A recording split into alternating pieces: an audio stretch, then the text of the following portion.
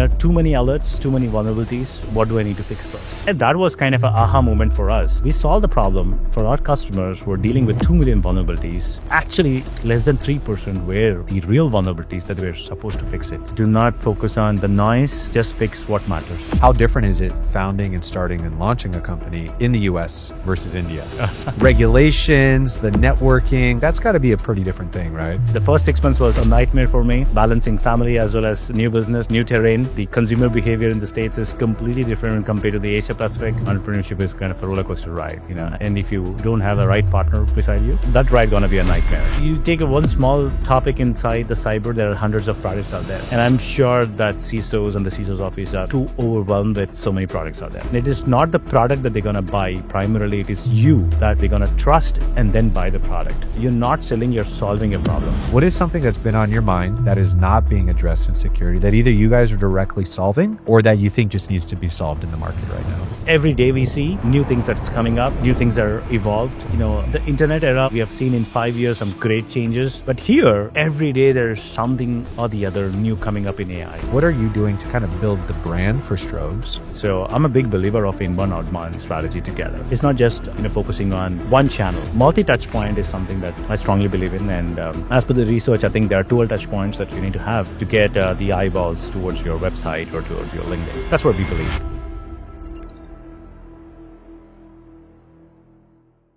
Welcome to a very special edition of Off Script, the Cyberwhyze Podcast, where we talk to leaders in security about how they founded their companies, have marketed it, and scaled their business. Today, we have a very special guest, someone who I connected with on LinkedIn about a year ago, Venu Rao. There we go. The co-founder and CEO of Strobes Security, one of the leading platforms in continuous threat exposure management.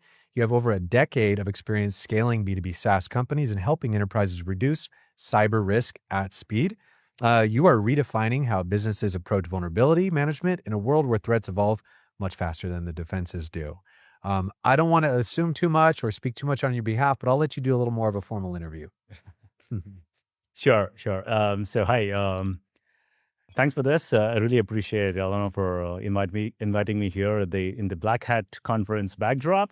It's too much of noise out there. But yeah, so it's been almost like 10 years that we are in this business, and Strobes is not just out of the blue that we have created the product. There's a lot of grinding behind that, okay? So we started our journey in 2016 as WeSecure app, a pen testing company, to be precise, So we did tons of penetration testing for applications, network, and cloud. And then we realized majority of our customers and partners were having challenges in the vulnerability management space.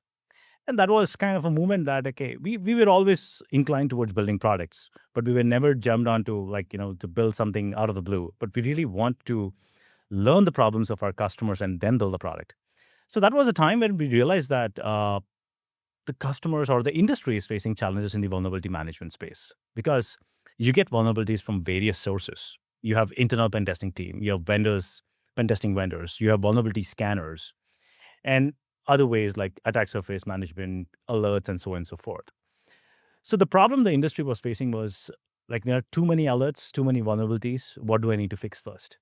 And that was kind of an aha moment for us, to move from the typical pen testing consulting towards vulnerability management. And from around the pandemic time is what we pivoted. And from then onwards, no looking back, we built on some great engines of prioritization, automation. And today, I can proudly say that, we are a full-blown continuous threat exposure management company. And does that include pen test as a service as well, too? Absolutely. So pen test as a service is one of the module under CTEM framework. Because as I said, threat exposure management, what is threats? Threats come in different forms and shapes. And that are vulnerabilities coming from pen testing, coming from vulnerability scanners, coming from attack surface or bug bounty. Could be anything. So pen test as a service is integral part of a CTEM. Yes, that makes sense. Now, let's kind of go back a little further. What were you doing before Strobes Security? What kind of led you to that path? So before Strobes, it's, as I said, pen testing consulting company. In 2016, we started the name of WeSecure app. We started with that. So, but prior to that, I had another startup called Shastra GPS. So we were one of the first companies back in India to develop a vehicle tracking system way back in 2010 when there was no cloud, There was no 4G or 5G, and in fact, there was no smartphones. So we built a technology that actually tracks vehicles with the help of text messages. And we had rack servers back in our office because there was no SaaS. So we did all phenomenal work back in the days, when there was no high tech or cloud or so on and so forth. So I did that. I exited that in India and then took a break.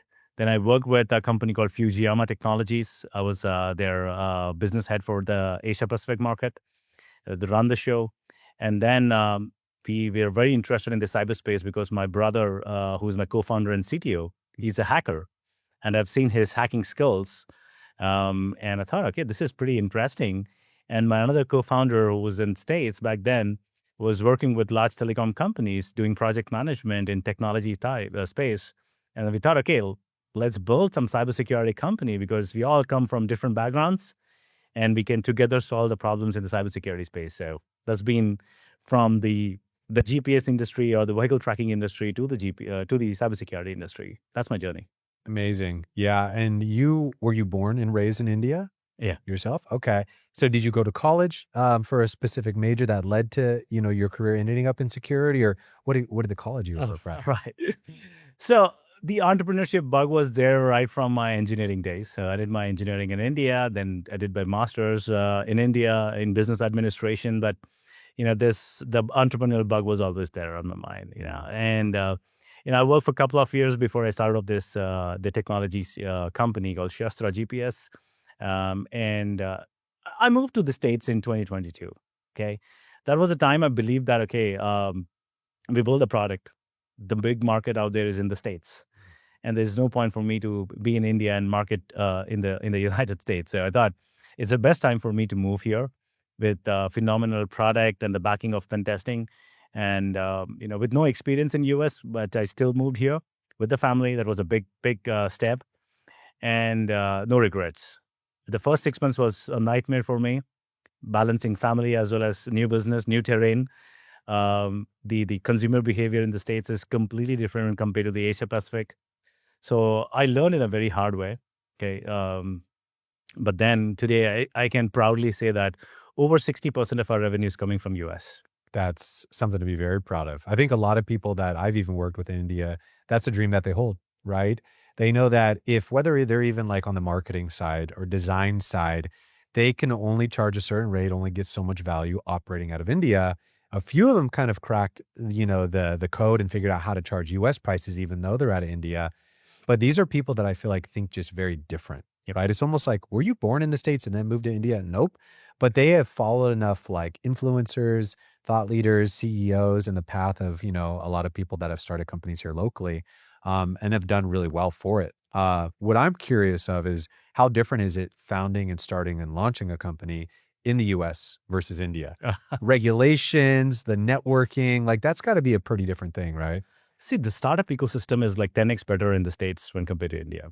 That's for sure. I can definitely say that because I've been a founder there, and now I'm running a successful company here.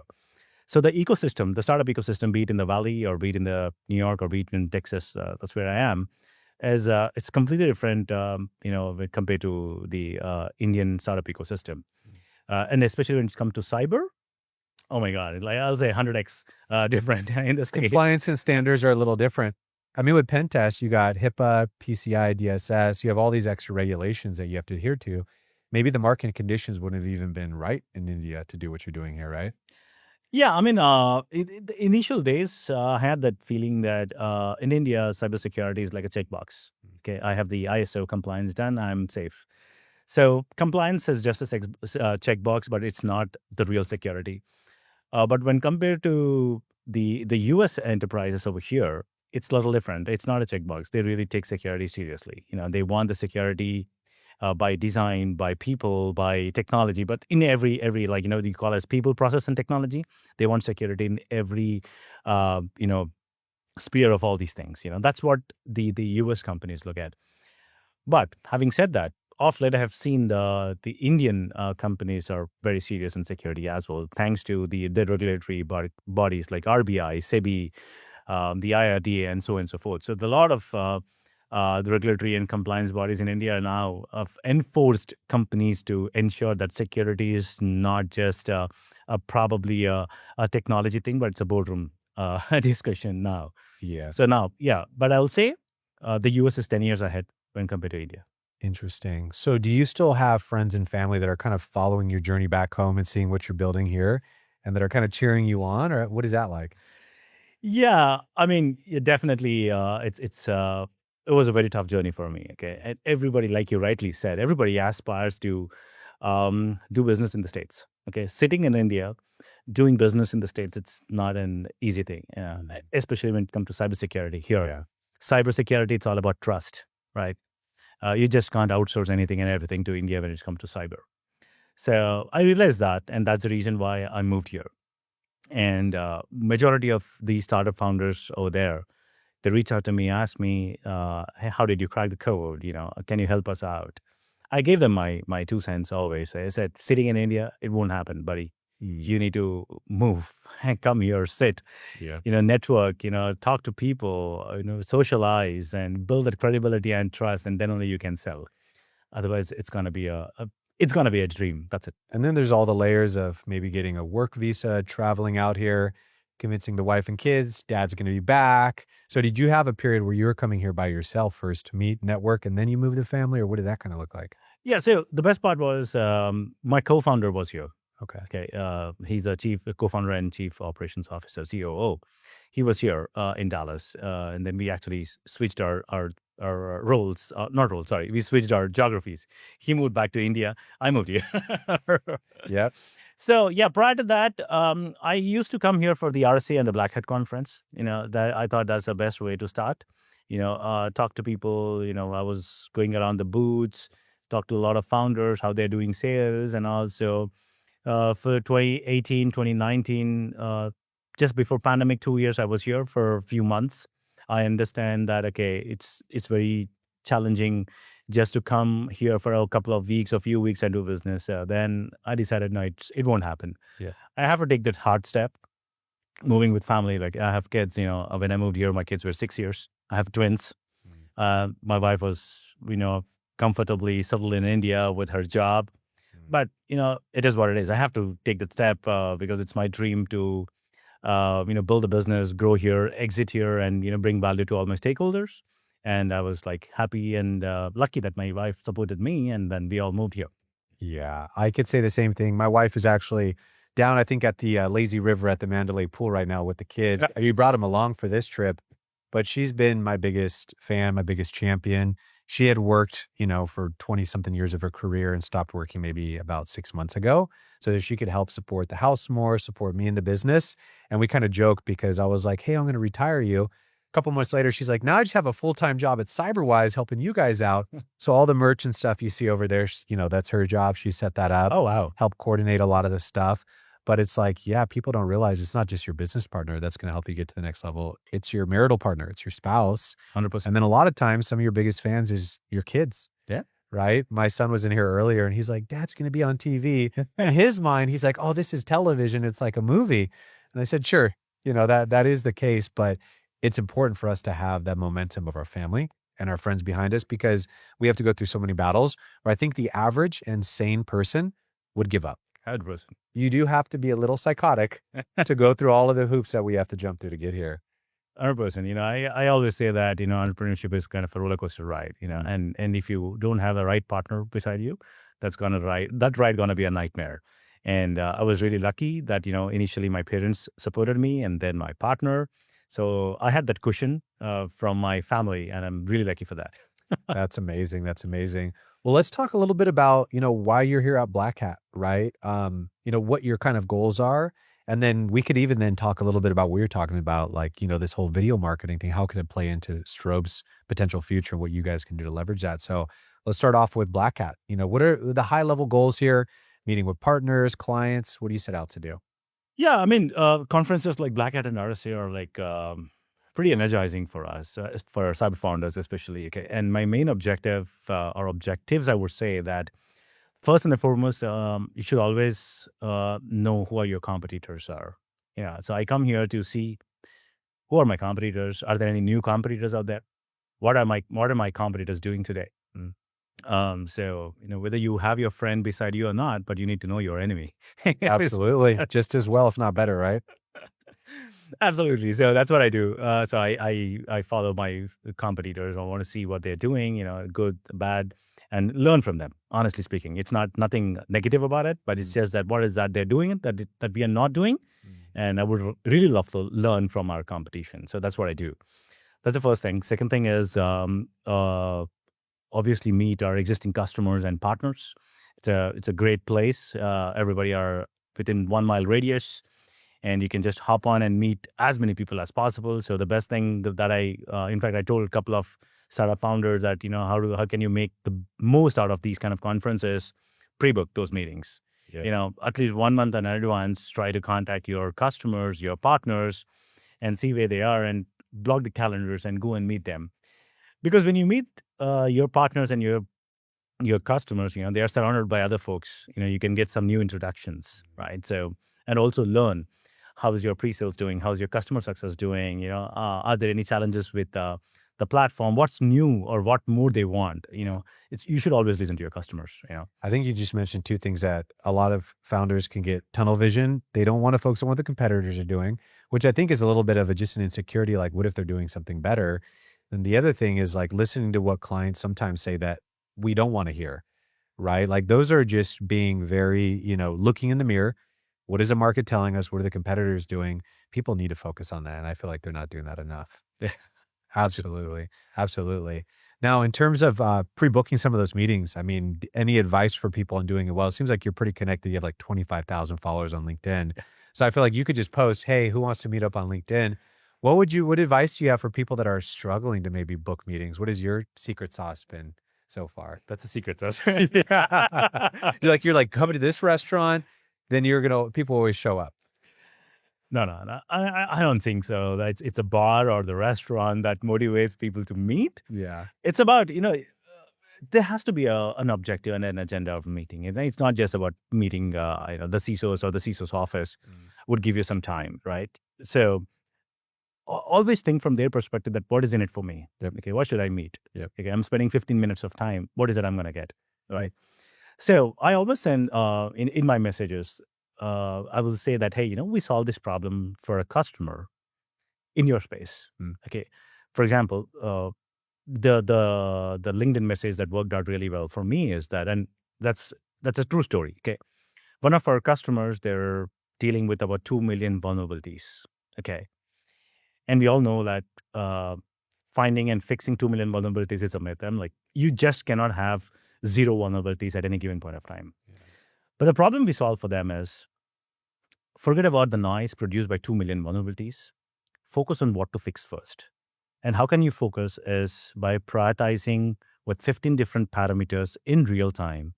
And Strobes helps you in figuring it out, what to fix first and how to fix it. Okay.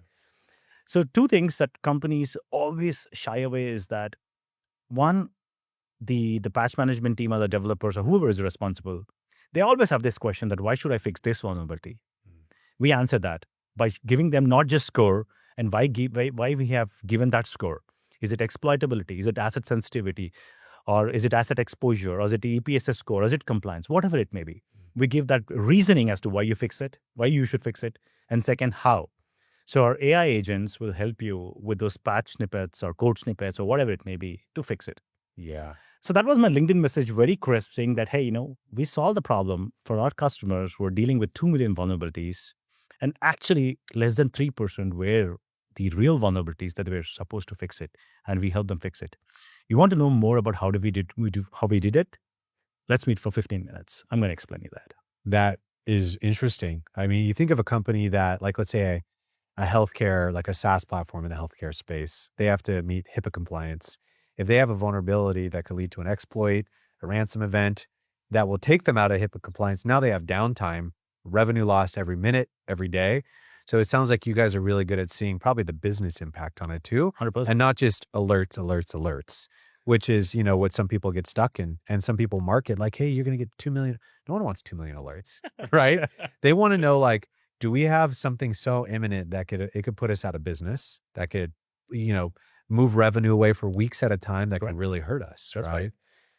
In fact, what you said is absolutely right. HIPAA compliance, one of the client. So our AI agent, what it does is, once the scanners produces those vulnerabilities, Strobes AI agent scans through all the vulnerabilities and figure out the vulnerabilities that are not compliant with HIPAA, create a ticket, send it to Jira, send a snapshot of it via Slack, and all the respective stakeholders get alerts saying that, hey, these 10 vulnerabilities are not compliant with HIPAA, and that is something that you need to fix first. That is probably why you also want to move up to mid-market, larger size companies, because then you're solving bigger problems using the same tools. So you essentially offer more value, bigger ticket clients.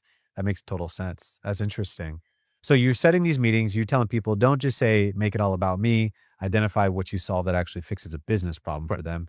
Keep it short and crisp. In this particular case, I think I had reached out to you to have this, what we'll call a meeting, almost like a year ago. I was like, hey, I saw you engaging with my content. I think I had boosted content to show up in front of any founder or co-founder of a security company. You fell into that category, and I think you just liked it. And to me, that's almost like if you were walking in public and someone waves at you and you're like, wait, do I know that person? So it shows that you consumed a little bit, you liked it.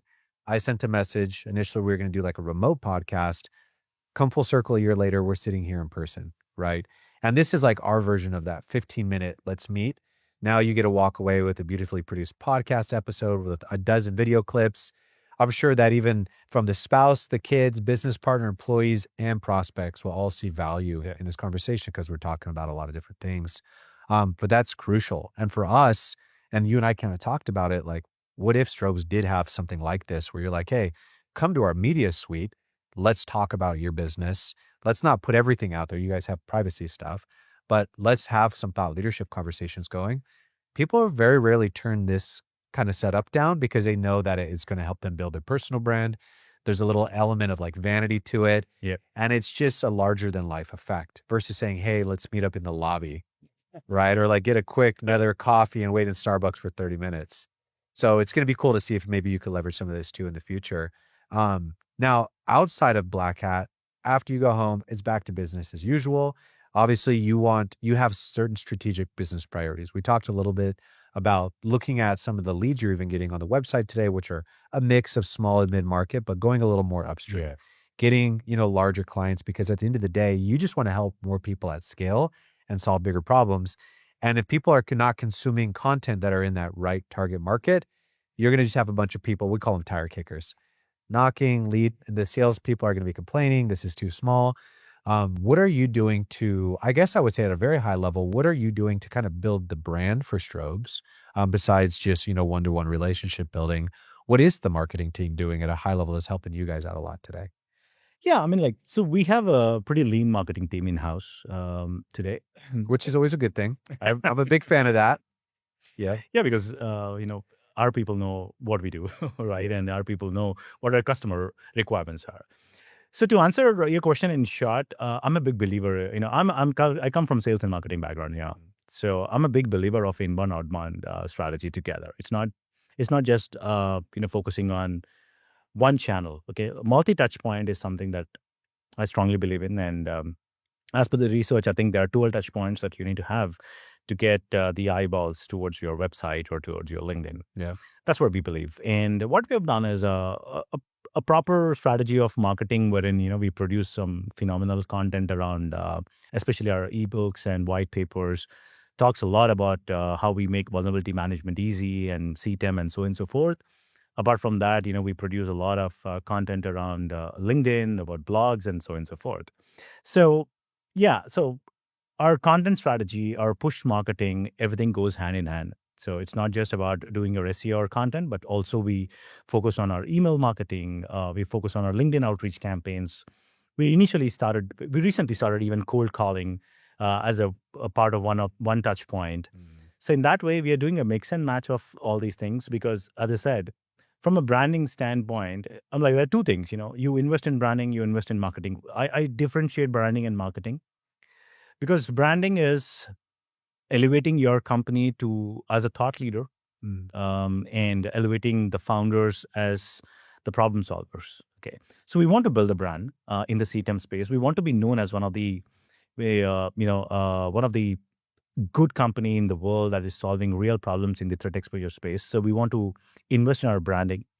When it comes to marketing, our focus is more on content generation of leads and so on and so forth. That's how we divide and we invest. Yep. Yep. Yeah, you hit on something interesting as far as a multi-touch, right? Which is a very fascinating space in security alone. We have clients where we manage their LinkedIn campaigns. LinkedIn will show you how many people will click from a video to a website, but then it shows you how many people reject cookies. So we saw with one of our clients, there was 2,000 cookie rejections, Wow. all the clicks to the website. So then you're going into this dark social. They're on the website. You don't know who's there. You can't track them. And, we talked about it a little earlier. Well, what do you do when you have a bunch of people on the website that you don't know? You can't de-anonymize them. They're not filling out forms, but maybe they are interacting on social media, right? Being able to build a bit of an outbound motion based off of some of these inbound signals Correct. is something that we're telling a lot of security companies to do, because we do see a downward trend in mid-market enterprise CISOs wanting to fill out a form at the end of the day. Usually they're filling out a form as a part of an RFQ process, but they're already golfing. They already had dinners with the people that they really want to work out with. So by the time you're waiting for a form fill, it's almost a little too late. There's a stat Gartner put out, 82% of the buyer journey happens before someone fills out a form. It happens when they see your booth at Blackhat. It happens when they go to a CISO dinner. It happens when they go golfing with your team, and then they see maybe some of your marketing and targeting online. And then maybe after 3, 6, 9 months, they've warmed up. So on the marketing, like attribution standpoint and multi-touch, we call it the 5-4-3 rule. With video, if you could get someone to consume 5 minutes of video, not 5 hours, 5 minutes, you could pack case study in there, short form, some thought leadership across 4 touch points over 3 channels: LinkedIn, YouTube. You could do Meta, LinkedIn, YouTube, email, LinkedIn, YouTube, Reddit, depending where the market is. 5 minutes of content, 4 touch points, 3 channels. That is really all you need. And technically, you and I are here on a podcast. I mean, you're a successful founder of a security company. Your time is precious, but you saw something in the little bit of content you saw of us, and it was not in an ebook. Yeah. You saw a video, you felt something, and you're like, hey, this seems legit. Let me go check this out. 100%. So you want to elevate the brand quick. There's ways to do it through more kind of interactive, dynamic conversations. And what I would be surprised, and what I want to show you after we record this, we'll get it on YouTube, and you're going to see a peak in consumption time and subscription when you start talking about some of the more personal, intimate stuff, what this journey was like from India, balancing work life. People really love that stuff, and it humanizes you. Yeah. So when they see all these logos in Blackhat, and then they remember the story of you, when they see, no offense to CrowdStrike or Palo Alto, they're not hearing the founder's story in the back of their head, right? And I think there's a huge opportunity for there just to be more of, like you're saying, this very trust-centric and authentic, human-driven approach, which is what we are doing at Cyberwhyze with the video content. And I don't want to get too far into that, but back to your point, it is multiple touch points. Yep. It's not like, hey, we heard of you today. We're filling out a form. We're a customer tomorrow. Sales cycle, let's talk about that a little bit, because depending as you go more upstream to mid-market enterprise, sales cycle is going to stretch out. 100%. And then you're going to have to hire salespeople, very similar to Gladdy over here, who are used to working 6, 12, 18-month sales cycle. They want bigger base pay, better benefits, better comp packages. You can't just hire someone, for $60K that's a BDR and say, hey, go close a multi-million-dollar deal. Tell me a little bit about the journey just in managing salespeople. You're one yourself, but has there been a learning curve with hiring and managing salespeople over the years too? Yeah, absolutely. As you rightly said, when it comes to large enterprise customers, it takes about 12 months to 18 months, sometimes 24 months to close deal. But those deals are big deals. And yeah, I mean, majority of our customers today are in the mid-market segment, but we aspire to get into the large enterprise. We have few customers in the Fortune 100, and with that experience, I can tell you that it takes about 12 to 18 months. The salesperson should have that persistent follow-ups, be on top of them. Patience is something that's very, very important for salespeople.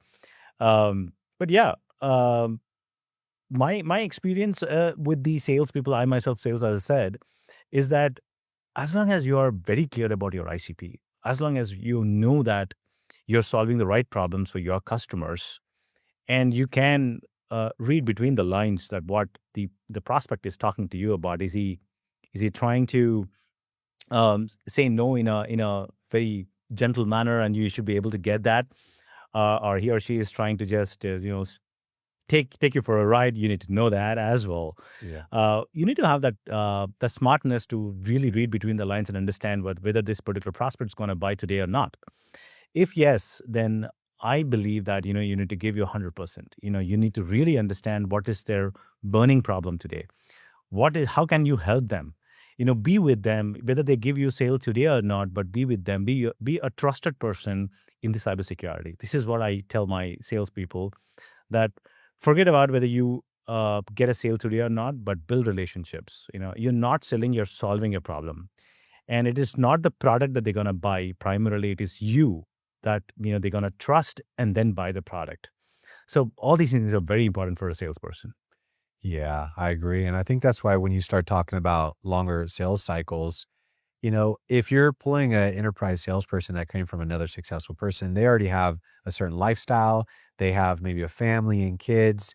And if you're only giving them, a 3-month ramp up to close a 9-month deal, a No, 12-month deal, they're going to feel almost an unnecessary pressure that's right. to perform. Then they become very pesty with the client, trying to move them forward.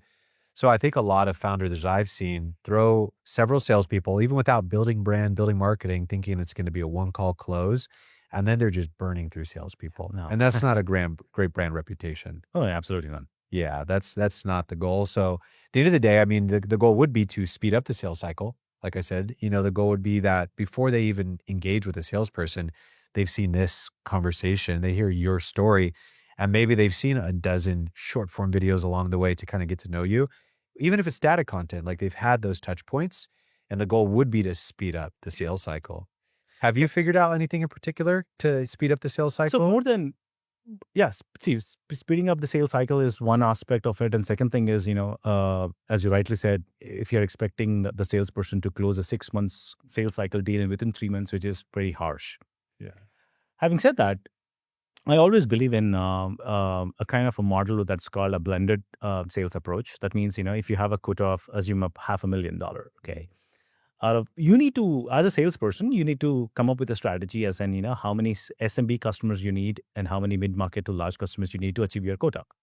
So probably $200,000, $300,000 of a deal might happen within a span of 1 year, but every quarter you have your targets to achieve, right? So you need to balance between your SMB customers and large enterprise customers, and that's how you should be able to see that quarter on quarter your pipeline is strong, you're able to do some sales, but at the end of the year, you're able to achieve your full year quota and get those bonus or incentives in place. You just can't wait on 2 to 3 large customers deals that will happen after a 6 months or a 9-month sales cycle when your entire quarters are dry. The first few quarters are dry. You just can't do that, right? Yeah. So balancing your quota in a way wherein you have SMB, mid-market, and large will help you in achieving your quota, and you'll be motivated. That's what I believe in. That's what I have done in my sales career. I love it. Yeah, it's funny because since I have had a sales background, I think sometimes it's almost like I've had these dreams where I'm still trying to figure out how to graduate college. I didn't get all the credits. It's an interesting nightmare that a lot of people I've heard have. And I was like, I find myself sometimes in these dreams being back in a sales role. And so let's pretend this. Hypothetically, I was a salesperson for Strobes. I come to you. What is a goal? You want to go after mid-market, but I know I want to hit my quota. So it's got to be a combination of SMBs, mid-market, enterprise. I would say, hey, give me a budget. I'm going to record some content on my phone, but I'm going to look at the competitors' top blogs and content where they're solving problems, our top content. I'm not going to sell in my videos that I record on my phone from my home office, but I'm going to record 50 problem-solving videos where I just get to the bottom of what it is that we're solving for to add value. I would then distribute those on LinkedIn. I'd even pay out of my own pocket $100 to boost each post because I'm so convicted to know that it works. Then as I start reaching out and calling into a market, people are going to know me because they've seen me dozens of times. Or when I go to Blackhat like they do now, people will recognize the logo and stop and say hi. Right. That would be my approach as a salesperson. Instead of just cold calling, waiting on marketing, I would take my own fate into my own hands. And I would become my own kind of sales-driven kind of thought leader. Mm-hmm. And people wouldn't then look at me as a salesperson. They'd be like, oh, is he like a sales engineer? He's like a technical expert. Even if I was reading off of a teleprompter, you know what I mean, to get certain technical points across, I feel like that would be the quickest way for someone in sales to ramp up. So for some of like our clients, we're saying, don't just have your founder on video. Don't just have your SMEs, have some of your salespeople that are out there in the field. They're at the trade show. So when people come by the booth, hey, I recognize you. And it just gets to trust a lot quicker. 100%. So I always say again to my marketing and sales team is that there is no success formula as such. You need to try and try and try, because in marketing and sales, the beauty is that it's not like technology that you write a piece of code and it executes and you get the result. No. In marketing and sales, you need to try different things. You never know which one will work out. That's the reason I said multi-touch point, right?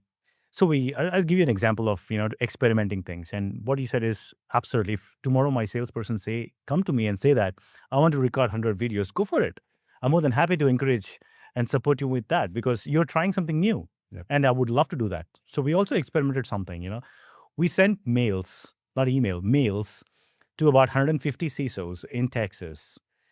A very simple mailbox, a mail that is sent to a CISO is saying that, hey, this is what Strobes does. We are local, we are in Dallas, and this is the problem. These are the problems that we solve. If you have any of these problems, this is a QR code. Please scan and drop a line. I love it. I thought, 150, how much it costs? Peanuts. Yeah. Let's do it. We got 2 leads from that.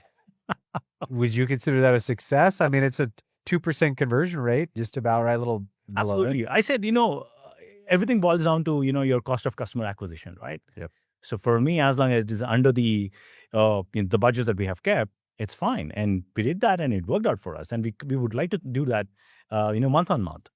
So experimenting, you should never shy away from experimenting things. You never know what will work. 100%. Just anything that's different. If everyone's consumed by digital, giving them something analog. I mean, even these case studies that we have here, we're going to be mailing these out. And they even have those digital envelopes you can open, and then a 30-second video would play, right? Now you have both video and something analog you're mailing out. I really like that strategy. Imagine you have a QR code saying that, hey, scan this, you get a video to solve this particular problem. Cool. Yep. Yeah. Mail it So out. that's something new. That's interesting you mentioned Dallas too, because we just filmed an episode of Cooking with CISOs out in Dallas, which is a show that we're partners with Cyber Nest with, where we essentially have Fortune 500 CISOs come out. They cook in a kitchen with Danny or myself, and we talk about security, about their favorite recipes, dishes, and we tie analogies between cooking and security. Wow. So we've recently had, just this past week, the CISO of Citibank and SoftBank had an Airbnb right around the corner cooking with us. And so we produce a show. We've probably done about 10 episodes now. We get sponsors. Orca Security is filming right now as we are talking here over at the Airbnb. But that's different, right? It's like, how can we create awareness, build relationships in something different than just a CISO dinner? And I've never seen CISOs be as responsive as wanting to show off their cooking skills, right? Which is awesome. Some of it is culturally based. Some of it is based on their location. But I do think one of the episodes we'll have to reconnect about. I think we're filming 6 episodes next month in Dallas. Okay. Which at least maybe come by, poke your head and check it out. Oh, absolutely. That would be really cool. Well, I know we're kind of coming up on time here. What I kind of want to leave the viewers with is talking a little bit about a major trend or something in security that you feel like isn't being addressed. Obviously, everyone's talking about AI, but think about some of the topics here at Blackhat. What is something that's been on your mind that is not being addressed in security that either you guys are directly solving or that you think just needs to be solved in the market right now? That's a good question. And you said not to use AI. Yeah. Not to say you can't, but maybe don't make it the leading thing. But yeah. I see. These days, it's all about AI, Alano. You know that bit. Fair enough. Yeah. I'll let you have it. Yep. I mean, see, in fact, I was just talking to one of the CISOs before coming here, and I was asking the same question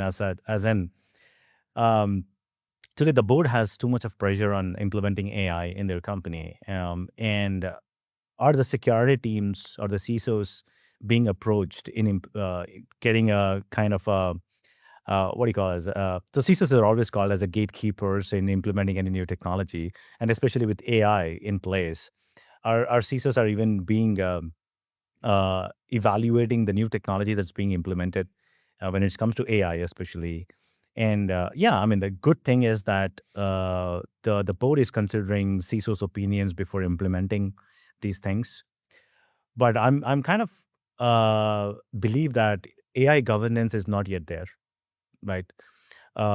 Just like we have different regulatory bodies. I 100% feel that I think the government is already working on it, but the sooner the better. There should be a AI governance framework with respect to each and every industry out there, especially the banking, finance, the power, all the critical industries. In short, the AI governance is very much should be there in lines. And cybersecurity, again, you need to look at it in two ways. Whether you're using AI in cyber, or you want to have cyber to protect the AI in the company, right? So there are two aspects to it.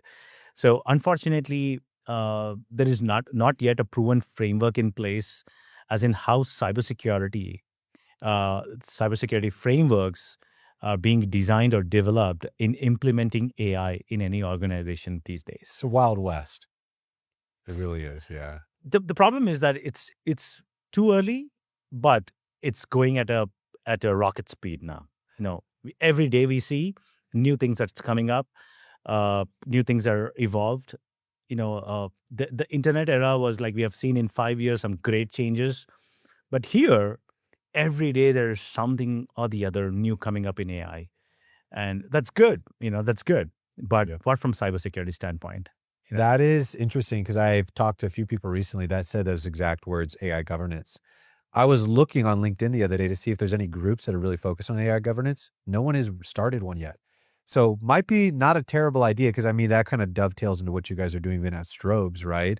I mean, just think of the insider threats with AI itself, right? So imagine having an AI governance kind of like thought leadership page on LinkedIn, a group where you own the conversation, not to sell, but you invite other founders, thought leaders to it to be a part of that discussion. We created the cybersecurity marketing and sales leaders group in LinkedIn.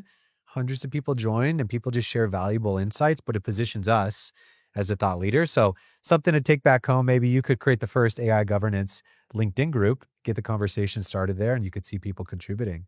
Was there anything else, though, that you wanted to kind of touch on? Maybe it's related to Strobes or what your own personal mission is in security before we close out? Oh, well, first of all, thank you. I would like to say that. Yeah. For this. Before closing, I would just say that, CTEM is growing market, threat exposure management. Everybody are talking about platformization.